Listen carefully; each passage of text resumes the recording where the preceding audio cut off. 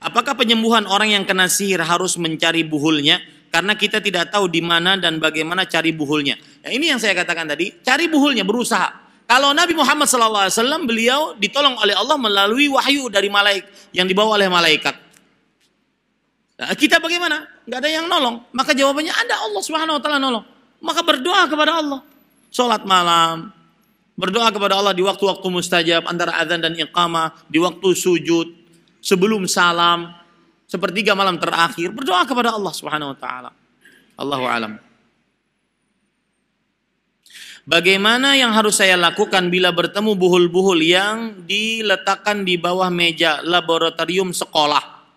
Maka jawabannya ambil, kemudian diruqyah, baca Al-Fatihah, kemudian Al-Ikhlas, Al-Falaq, An-Nas. Kalau semangat baca Al-Baqarah. Nah, ini betul, ini bukan dusta. Ya, baca Al-Baqarah kalau semangat. Kalau tidak cukup itu. Setelah dibacain, dimusnahkan, dibakar. Ya. Tapi setelah itu jangan abunya dimasukkan dalam gelas kemudian diminum, jangan. Sudah biarkan saja. Ya, sampai hancur. Dan kalau seandainya buhul-buhul tersebut masih ada ikatan-ikatannya, dan ini pernah kejadian, saya pernah terjadi, ada seorang Arab Saudi datang dengan tenaga kerja Indonesia, perempuan. Dia mengatakan, Ahmad, nih kelakuan keluargamu, wah malu sekali gitu. Kelakuan wargamu, menyihir kita.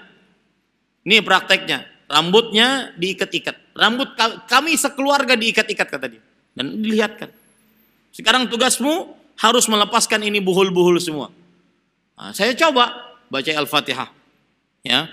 Kemudian mencoba, itu rambut yang diikat, bukan tali ya. Otomatis kan ikatannya kecil. Itu demi Allah, Allah memudahkan, itu terbuka dengan mudah. Ya, jadi maksud saya kalau ada buhulnya, ikatannya sambil diruqyah sambil dibukain. Ya, baru setelah itu dimusnahkan. Kenapa demikian? Karena biasanya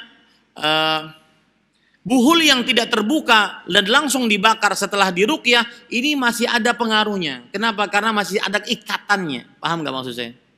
Nah, kalau dibuka berarti ikatannya selesai, kemudian dimusnahkan. Allahu a'lam.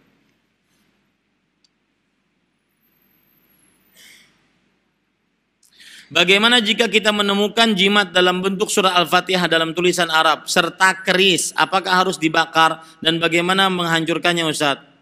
Tolong doakan keluarga saya, bapak ibu saya bersih dari perbuatan syirik kecil dan syirik besar dong. Cuma syirik kecil di sini. Maka jawabannya ya, dikhawatirkan itu keris adalah keris yang dikeramatkan. Ya, keris yang dikeramatkan, maka musnahkan saja. Tetapi ingat, jangan sampai membuat kegaduhan di tengah masyarakat.